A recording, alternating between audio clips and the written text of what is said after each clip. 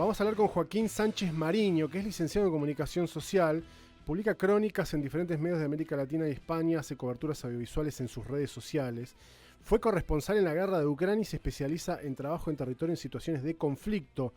Cubrió crisis migratorias de diferentes países de África, Europa y Medio Oriente. Así que es un gusto para nosotros hablar con Joaquín. Joaquín, ¿cómo te va? Gonzalo te saluda desde Ushuaia. ¿Cómo estás, Gonzalo? Un gusto saludarte. ¿Me escuchan bien ahí? Perfectamente. ¿Todo tranquilo? Bien, por suerte todo muy bien. Bueno, muchas gracias por darnos un poco de bolilla. No teníamos muchas ganas de poder hablar con vos. Eh, un poco lo que queremos tratar de entender y tal vez desde tu mirada que nos puedas hacer un aporte respecto de todo lo que está ocurriendo, en particular respecto de la Argentina y el nuevo alineamiento de la Argentina, ¿no? Que es un alineamiento que eh, sin, eh, sin querer juzgarlo en absoluto, claramente es distinto a todo lo que venía ocurriendo tal vez en los últimos 20 o 30 años. Digo, el alineamiento tan cercano a Estados Unidos tal vez recuerda la época de Menem, y fundamentalmente lo que pasa, por ejemplo, con el Estado de Israel, ¿no? El rol de Argentina en la ONU y los acompañamientos a ese tipo de votaciones. ¿Cómo lo estás viendo vos? Sí, sin lugar a dudas, creo que el antecedente más directo que tenemos es la época de lo que se llamaba las relaciones carnales, ¿no? En los 90, el gobierno de Menem con el gobierno de Estados Unidos, que era una relación de mucha cercanía. Recuerdo en un momento al presidente Carlos Menem entrando, o sea, recuerdo haberlo estudiado, yo tenía 5 años, 10, pero Claro, haber entrado creo que era al Capitolio a dar un discurso en Estados Unidos, en Washington, y ser ovacionado por el establishment político. También había una sensación con Menem de una persona que venía a refundar la Argentina, sí. el liberalismo a la cabeza. Acá estamos reversionando un poco eso, ¿no? Milei se presenta como alguien que viene a devolver a la Argentina al mundo libre, al mundo liberal, al capitalismo eh, más pleno de Estados Unidos, y está siendo recibido sobre todo por el gobierno de Donald Trump con mucha cercanía. En, diría, en el caso de este viaje actual, diría que es el primer viaje donde hay un espaldarazo oficial verdadero, ¿no? Porque en los viajes anteriores Trump no se había reunido, había habido esa situación medio fallida, no es un viaje de él a Estados Unidos y no se reunió con Trump, finalmente no había tenido tiempo, y ahora lo tuvo, ahora logró esa reunión junto a los anuncios del secretario del Tesoro, del ministro de Economía estadounidense, que dijo que iban a apoyar a Argentina como de lugar.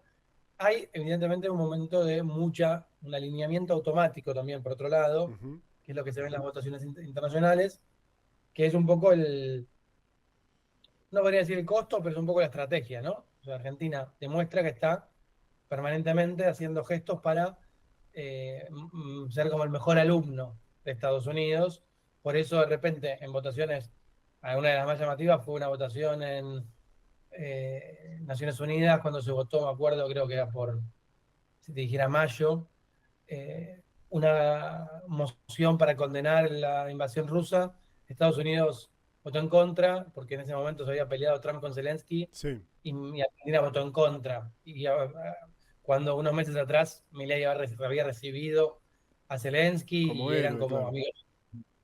Entonces hay un momento de lo que se llama alineación automática, digamos. Ahora, esa alineación automática de Argentina y de Milei hacia Estados Unidos, casi te diría que la puedo entender, pero ¿por qué ves vos que Trump, y sobre todo en las últimas semanas, o los últimos días, con este apoyo tan fuerte para que pueda seguir, le vaya bien en las elecciones? O sea, lo han dicho directamente de manera abierta, ¿no? Scott Bessent y el propio Trump. ¿Por qué entendés que se da? Porque es un poco el alfil que necesita tener en el cono sur. Sí, o sea, primero sí, es muy llamativo, ¿no? Scott Bessent, el secretario del Tesoro, puso un tweet en el que explícitamente decía que el éxito o el apoyo dependía del resultado de las elecciones, algo que es una injerencia directa, ¿no? En Sí. la política exterior. Eso fue raro, ese nivel de explicitamiento. Eh, Por un lado, sin duda, tienen punto estratégico, ¿no? Como de geopolítica, en la puja. El gran enemigo de Estados Unidos en la nueva gestión de Trump está, o sea, a nivel general, ¿no? Porque los enemigos, como los países, como se dice en relaciones internacionales, no tienen eh, amigos o enemigos permanentes, tienen intereses permanentes. Y Estados Unidos, el interés principal es competir con China, ¿no? Ujú. Y Trump llegó al gobierno esta segunda gestión con eso muy claro. Uno de su gran competidor es China. Y en América Latina, China empezó a tener ya hace muchos años una injerencia muy grande y creo que para Donald Trump la Argentina es un punto, un alfil, como decías vos, muy importante para retener un poco de poder o recuperar terreno en su carrera contra China.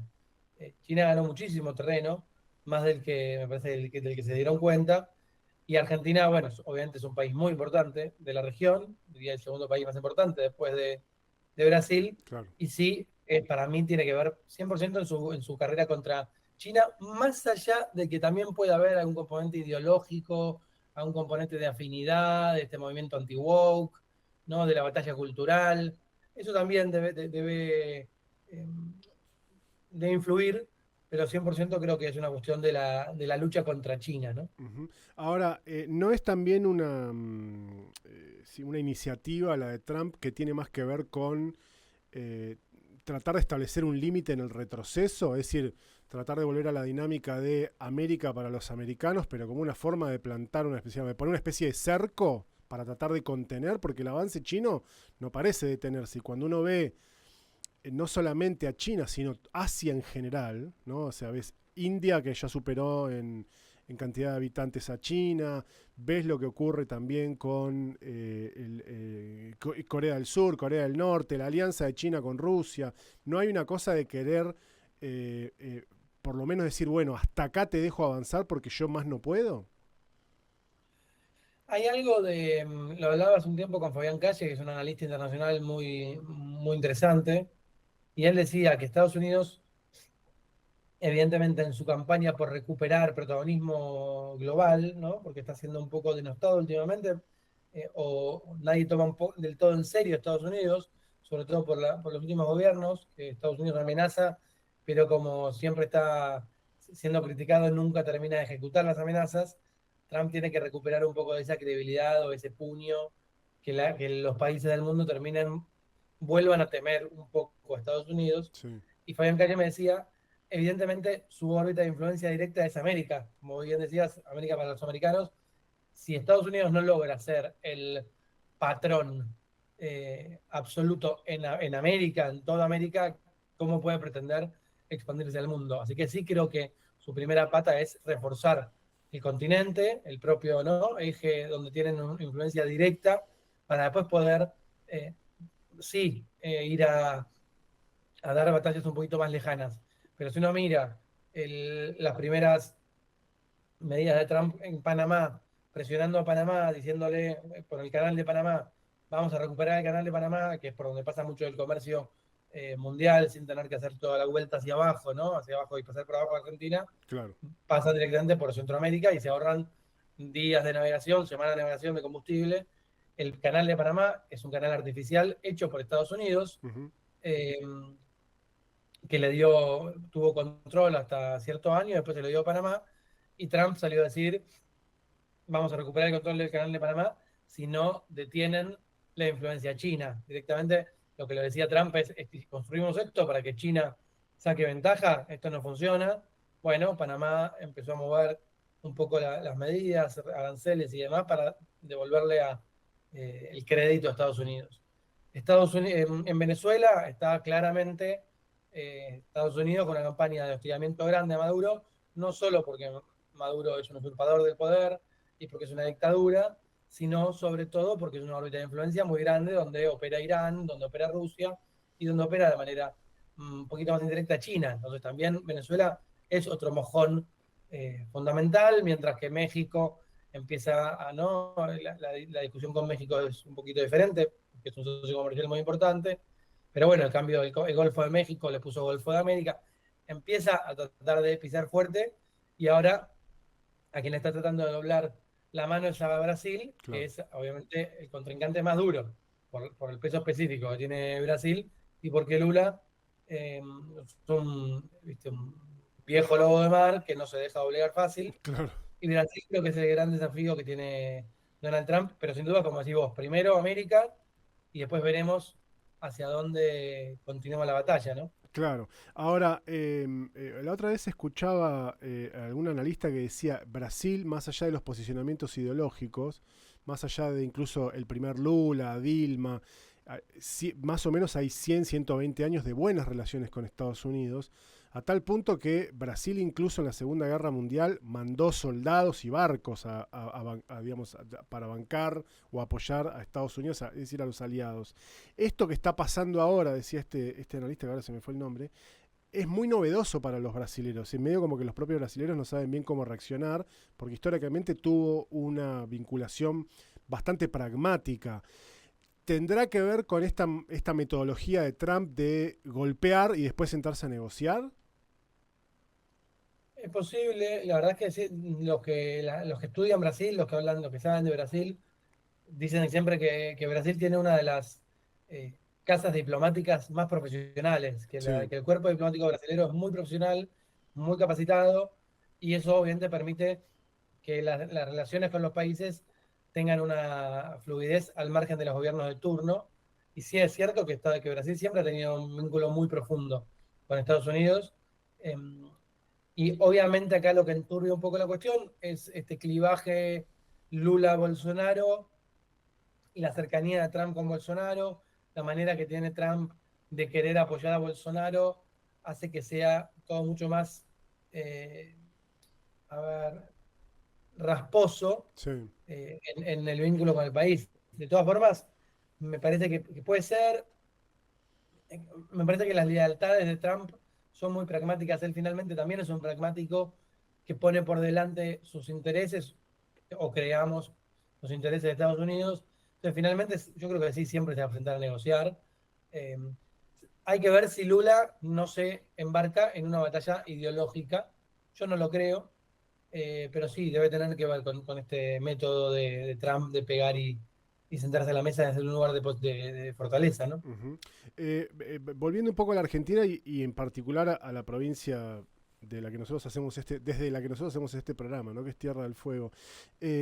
¿Vos entendés que puede haber algo de cierto en esos rumores, esos trascendidos que a veces aparecen de las conversaciones sobre una posible instalación una base naval integrada que nosotros hace mucho tiempo que la estamos esperando?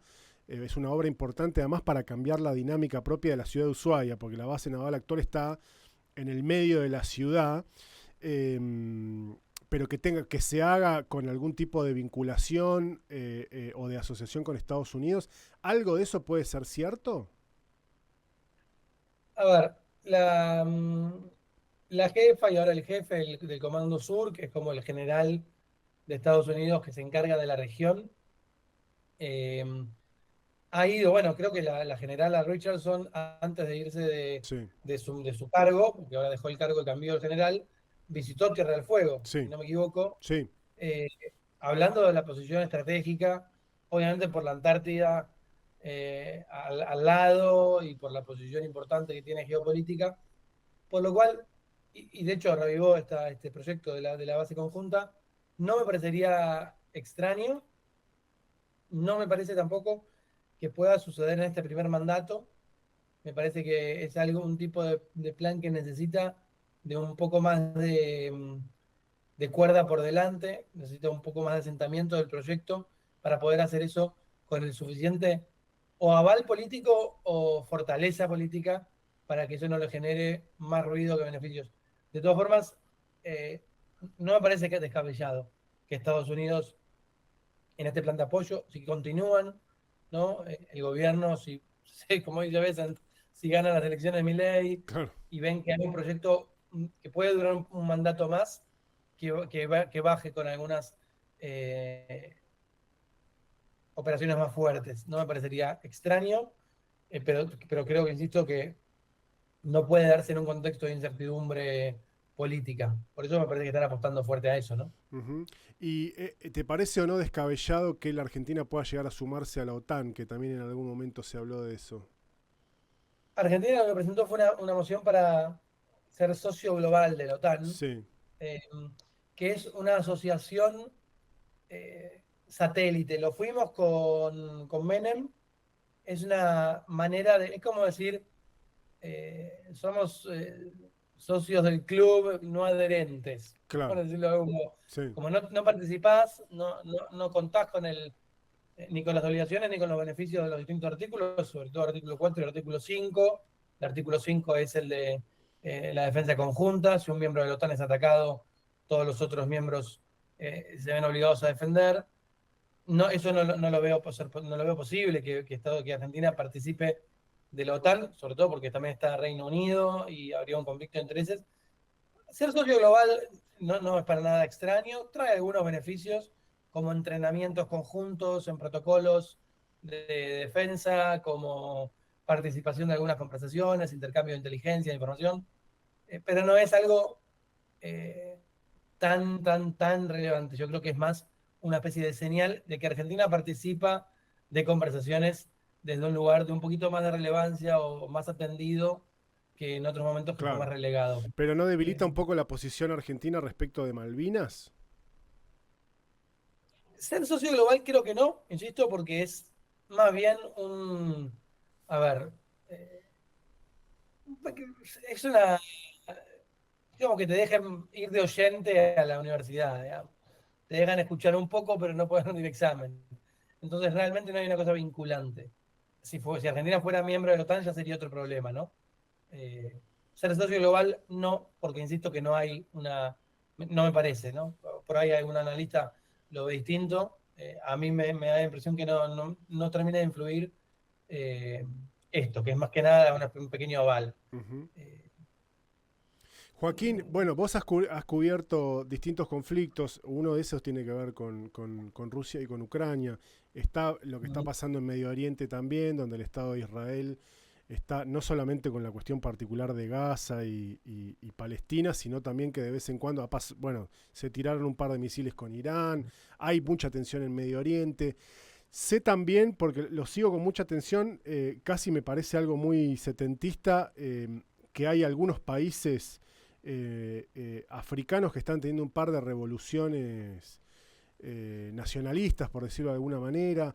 El contexto global en general es un contexto global sí, como de múltiples actores, es decir, no un mundo dividido solamente en dos. sí, o sea, es un mundo, lo que se llama multipolar, ¿no? Eso, Pasamos multipolar, no me salía. de un mundo unipolar, ¿no? Que era Estados Unidos como principal y única potencia mundial durante muchos años, a un mundo bipolar en algún momento, ¿no? Estados Unidos y Unión Soviética Claro.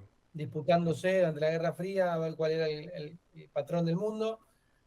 Lo gana Estados Unidos esa disputa, un mundo unipolar, y hoy pasamos a un mundo multipolar, donde está Estados Unidos por un lado, China obviamente por el otro, Rusia siendo un factor importante, India siendo un factor importante, Medio Oriente reacomodándose, Arabia Saudita empezando a asomar la cabeza, eh, Qatar también influyendo.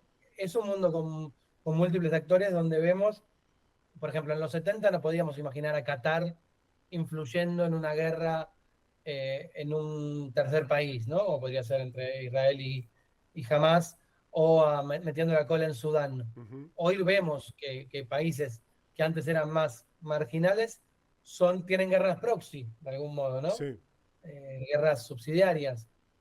Qatar es uno de los grandes ejemplos. Arabia Saudita también lo es. Arabia Saudita tiene una gran influencia en la guerra de Sudán, por ejemplo, mientras pelea su propia guerra al sur con Yemen.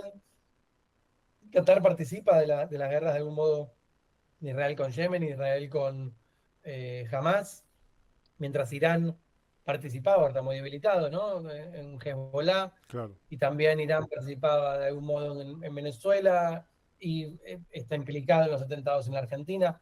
Hay múltiples actores operando, sin lugar a dudas, y ya no es solo Medio Oriente como el laboratorio, sino África, sin duda, también hay como creo que el fenómeno que mencionabas de África, más setentista de revoluciones, lo veo más como un fenómeno de pararse a Europa, que lo ven tan cabizbajo, digamos, ¿no? Tan Sí, medio debilitado, y se le empiezan a animar. Hay muchos pueblos africanos que están despertando e intentando tener sus pequeñas revoluciones. Sucede en Burkina Faso, uno de los casos. sí, Su líder tiene una especie de líder populista, nacionalista, que muy joven muy y joven. carismático, que está recuperando, ¿no? Recuperando, lo contrario, privatizar, Sí, sí, está estatizando. estatizando, está estatizando empresas, los minerales, las riquezas naturales, en un proceso de autonomía y de soberanía.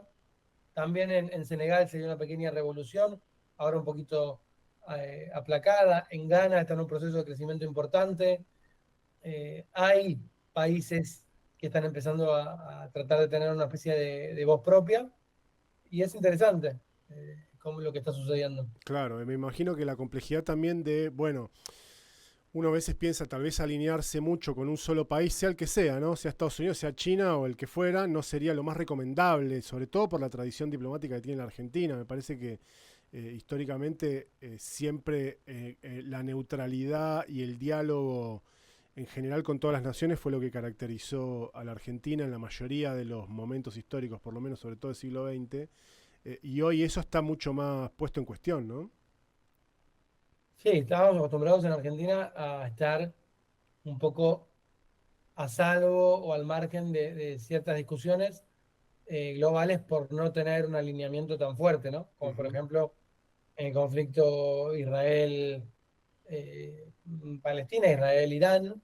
No, acá no había, salvo en la época de Menem, que de hecho tuvimos dos atentados. Sí, Después pareció haber una especie de juego a dos bandas, ¿no? Dialogando con Irán, manteniendo obviamente las fuertes relaciones con Israel.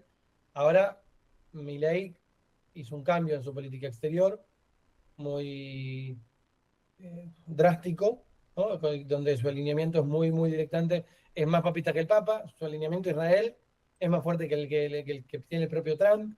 Ayer publicó una foto con Netanyahu sí, poniendo viva los valores de Occidente, carajo, en medio de un contexto en que Netanyahu está siendo acusado con múltiples elementos y yo creo que casi ningún tipo de duda de estar cometiendo un genocidio en Gaza. de Con lo cual, hecho, en ese contexto, hoy sí, escuchaba perdón. que cuando se volvió para Israel, esquivó el espacio aéreo de España y de Francia por miedo a que le hicieran bajar el avión para detenerlo, porque pesa sobre él una orden de detención de la Corte Penal Internacional. Correcto, de hecho fue a Estados Unidos porque no puede ir a todos lados libremente Netanyahu por esta misma pedido, orden de captura, ¿no? De la Corte Penal. Eh, Dudo que hubiera podido suceder, pero bueno, evidentemente tiene sus recaudos. Sí, Es una persona que definitivamente no representa los valores de Occidente, Netanyahu, a menos que los valores de Occidente sean lo de perpetrar un genocidio para poder persistir en el poder. Realmente Netanyahu me parece que es de las personas más infamantes que hay hoy en la política global. Y Milei pone una foto con él y pone eso, que es algo que ni Trump, ¿no? Porque Trump claro, le está empezando a discutir, dijo ahora no voy a permitir que anexen Cisjordania. Eh, Creo que ahí se le juega algo más del orden de lo privado a Milei, algo de lo personal, que obviamente es gravísimo, que se le cuelen decisiones personales al presidente de la nación, ¿no? claro. Sí, y con la experiencia que tenemos de lo que pasó en los 90 cuando el alineamiento del gobierno nacional, algunos analistas dicen pudo haber tenido algún tipo de influencia respecto de los atentados que sufrimos, ¿no? No, creo que definitivamente tuvo que ver